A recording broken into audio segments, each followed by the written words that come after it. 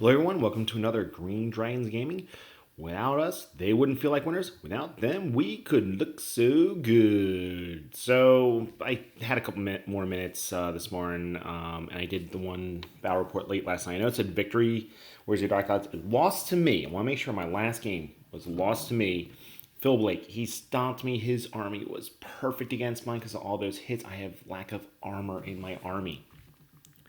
So, again, we're based out of Westchester, Pennsylvania, and if you're in the area, please definitely reach out to us. We play up in Phoenixville, and we'll gladly get a game in. So this is Mountain Mayhem Game 2. This is an event put on out in Warrenton, Virginia, outside D.C. It's put on by the one and only Gene Phelps. It's a really good tournament. It had all different calibers of players, from very high caliber to low caliber, just there to roll dice, and that's the name of the game. I mean, I think, like, no matter what, these are toy soldiers. Just have fun. I mean, there are stresses making sure you finish the game and stuff like that. And this game actually was nowhere near that. But again, just roll dice, have fun. This game was actually Dwarven Holds versus Ogre Khan. And again, I'm playing my ogres. I'm borrowing Jeff's army because my army is just not painted. I'm currently painting them up. And Dwarven Holds an army I know very well. And Cole, there is a new group, or fairly new group, based out of Nashville, Tennessee. Want to make sure I give them prompts. So that this is a new group.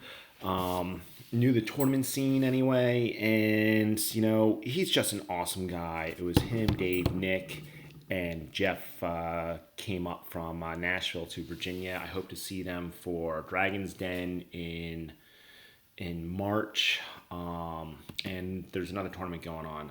I doubt they'll go to that one because it's all the way up in Rochester, New York. But it's Hogs Fest. In case you haven't heard of it, there's this thing called Hogs Fest that's put on by Jeff Durham. That's being held next month, and he definitely has open slots. So here's his list. It's a very unique list. I'll let you just I'll say pause it, go through it, likes, dislikes. I'll say what I like is I definitely like his choice of artillery pieces. I mean, that there 790 points. So that leaves 790 leaves you a $110. I don't know how much an engineer is. So maybe lose one of the runic crafted somewhere and maybe try to sneak in an engineer because he definitely has room in the character spots. I think that would help. Kingsguard, or not Kingsguard, Deep Watcher boss. I mean, they're just an immovable object when done correctly. Kingsguard hits like a hammer, so there's that. And what else? I mean, Greybeard's throwing weapons. That's another with Baron Relentless Company. That is definitely another solid unit. So unit wise, I love it. He only has one Vengeance Seeker. I do enjoy Vengeance Seekers, but maybe a piece of chaff or something. And that's it. Now here's my list. Again, I know I didn't do much about my list last time because it was late at night. I just wanted to get it done. This is a character-heavy list for multiple characters. Basically, I this is the definition of a Death Star. 13 Tribesmen, everything's going to the Tribesmen. The 5 Bruisers, I don't know what to do with. The Tuskers are great. The Chaff is great. And people keep saying, well, what do you think about the Bombardiers? What do you think about... I like the Bombardiers. They do the job. So this was Counter Thrust, and it was Capture the Flags. So here's the thing is, my list should be bad at Capture the Flags. Why? I have 6 scoring units, two of which are definitely easy to remove if they get into combat. The third one just doesn't have enough bodies in it. I mean, they're just there to either score objective or to do some damage on their way out the door. So that there puts my opponent at 3 right there. And let's see. But and I'm playing against a shooting Dwarven Holds army. So, and by the way, Cole's armies, he has a wonderful, beautiful ID army. He also apparently has a beautiful Dwarven Holds army. So I got to give him props. Here's our deployment. As I said, it was counter thrust. He deployed first. He put, I want to say, the catapult down first in the corner. I'm like, okay. So I put the cat all the way up on the left. And then he put something else down in the upper right-hand corner. Or upper left, because he's the one standing there on the left. I'm like, okay. And we do that, and then it's drop 4. He drops his 4th drop. And I look out, and he's like, "Your go." I'm like, "You sure?" He goes, "Yeah." So the reason why those bombardiers are all the way in the back is I was using them to counter deploy. If they had to swing left, they swing left. They had to swing right, they swing right. I wanted to know where they needed to be for shooting. Once I saw like where I thought war machines and stuff like that was going to go, I'm like, all right, everything go right. So that's the reason for that deployment. We literally played on maybe half the board, if that. So I turn around, I use Kitty. I forgot those Greybeards had throwing weapons, so bad on me. And there is the I pushed up. The trappers are there, and I actually during my shooting phase I put 4 wounds onto his organ gun. Again, another reason to take a engineer is to entrench it, so this way you can throw it up on the front line and you're not as worried about shooting. But you still have to be concerned with magic missiles and stuff. But you can do other things. I mean, Dwarven Holds is great anti-magic, anti-shooting, and can do so many unique things, and no one else can. It's just getting them across the board. I did get a Wrath of God, so the center point from that dice. Now, I'm going to show you this next slide. And, a magic missile put 2 wounds. Oh, no, the trappers put a wound. Put 1 wound on the Vengeance Seeker. So, this slide, you see the trappers. I'm going to say this now. You see the trappers with some damage to them. The problem is we turn around, got through his movement. We got through his shooting, and then we're like, wait a minute, the comet never came down. We never rolled. So we're like, okay, let's go ahead and roll. Let's see what happens. So I rolled, the comet came down, and as you can see, he has no more artillery pieces, and he lost about 4 or 6 dwarves at this point. So the trappers are going to come back because all that damage was actually done by the flame cannon to the trappers. The organ gun and catapult damage we removed as well. We left the damage that he did from all of his crossbows. I wasn't going to. I'm like, we're not going to have you re-roll. We'll just remove because those things couldn't have shot. So this is now the start of my turn. As I said, is you see that devastation that was done. And he turned to me. He's like, I've never seen the comet do anything like that before. It was devastating. Like, to me, when you're going up against a thaumaturgy and you're playing Dwarven Holds, that's always the must-stop spell. Is going to be comet. And I think he did. No, he did. He used his dice to stop the other spells, and I only had 3 dice left, but it went off, and then it came down. So, I mean, that's the risk you take. The other thing is that when you have Dwarven artillery, you need to, and you're going against Thom, you need to space them out, because that comet will come down. Deep Watch, 3-up armor, so it goes to a 5-up, and so on and so forth.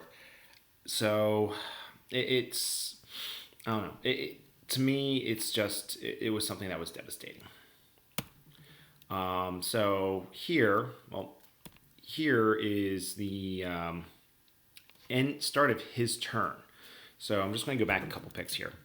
So what happens is the Tuskers on the right charge the quarrelers, the crossbows, the marksmen, I think they're now called. And he's like, "All right, flee." Not what I would have done because of the trapper right there, but he flees. And he rolled an 11, and therefore that you pivot from going center off the board. Like, well, if they're gone, I have the kitty cat there to go ahead and chaff. Let's go ahead and get into combat. And the chaffing kitty cat is up on the hill. So I turn around, I charge the unit of Greybeards, taking full in account that he will have distracting first round of combat for guarding that wall. And I'm like, I have so many impact hits. I have the Banner of Gannett, so I'm rerolling ones, hits and wounds. So I'm like, yeah, sure, I got this.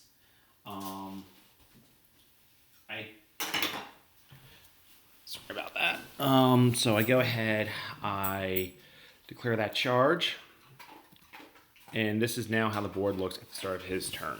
So the other unit of Tuskers up on the hill. The one unit of Tuskers failed charge. Bombardiers moved up and wiped out the Vengeance Seeker.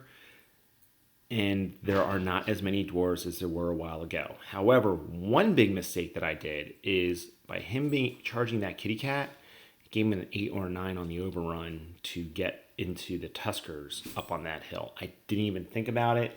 Well done on his part for seeing it.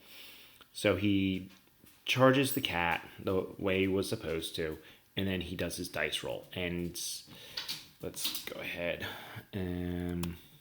Oh, I also had a breath weapon. I don't even think I used it, or I did use it. I only did a few. I had Children of Umi up, so -1 a wound in close combat. So he's wounding me on 5s. He's hitting me on 3s, wounding on 5s. He issued a challenge with his BSB. My Great Khan accepted second round of combat because all I have is a great weapon. Killed that, so they're going to break. And again, there's all that artillery and everything else, moving the trappers off to the side. That was just a huge, devastating blow. And now I am geared, I'm primed, I'm ready for counters. Giving him the charge with the Hull Guardians. Oh no, he gave me the charge to the Hull Guardians with his with my bruisers. And it's basically a fair match. I go in there. He does a couple wounds to me. I do a couple wounds to him. I think he may have actually... No, hold on. That's what happened. Okay, so he does a lot of wounds to me. And I did wounds back. So I still lost combat. However, I hold. I rolled like a 3. I rolled like a boss. And I'm just going to go back. So he fails that by 1 inch. He then gets sandwiched because now he's got the Tuskers in the flank. He's got my big brick that just ran over those Deep Watch. He's like, and he has a Rune of Courage on his king. He doesn't activate it because he doesn't think I'm going to mow through all 20 Kingsguard. Usually I'd say that's a correct assessment. I killed them to a man. I didn't even get to swing with everybody. And, I was doing wounds to the point I was losing attacks because I couldn't strike, because I could only strike the king. The king challenged and was in a challenge with my unit champion. And I think he may have killed my unit champion. I remember I had him flee from my big brick because all I had left was the king. I caught him because he rolled low, and so did I. I didn't need much roll to get the Tuskers in. I was trying to get the Tuskers into the Greybeards. And at this point in time, we just called it. Because I turned to him like, look, here's what's going to happen: is the Greybeards, I think, ran off the table. They failed to rally. Oh, not the Greybeards, the Deep Watch. The or maybe they rallied. The Tuskers are going to go into the anvil and eventually kill that anvil. You're going to charge the Tuskers. I'm going to flee. You can either redirect or you're going to just take a huge amount of pain from the Death Star, and the Death Star is just going to eat you. He goes, "Yep, that's it. Game over." So 20-0. So as I said, this was a newer player, and the only reason why I was at this table, I'm going to go back to this deployment. The only reason I was at this table is, again, I played against the perfect, literally the perfect counter to my list, being Phil Blake's list. It was just nothing but grind, strength 4, AP zeros. But when you're dealing with like 20-something hits per unit, it's just brutal. It's just brutal. So that's what put me on this table and played Cole. And I played Cole before my KOE. So he's happy not to see KOE. But this is a table that I'll say I should not have been on. So I don't think it was a great game for my opponent. I greatly do apologize. And it was just because, as you saw by the final score, I mean, we finished with about after an hour 20 minutes. Let's see. Also, looking at the lists and deployments, this just was not a good match up for the Dwarven holds. It's too much speed, too much beef. I mean, that's the whole design of this army is beef. Beef, great weapons, be able to turn around and take the wounds and dish out the damage in return. So it was already to my advantage just starting the game. But Cole is an awesome player. I would, based off of his performance that I've seen with his armies and things like that, I would expect him to be, especially Dave from that group and Jeff. As a matter of fact, my next game is against Dave's brother Jeff. And it's going to I definitely expect him to be up at those upper echelon tables very, very soon. That's it. Thank you, and until next time, happy gaming.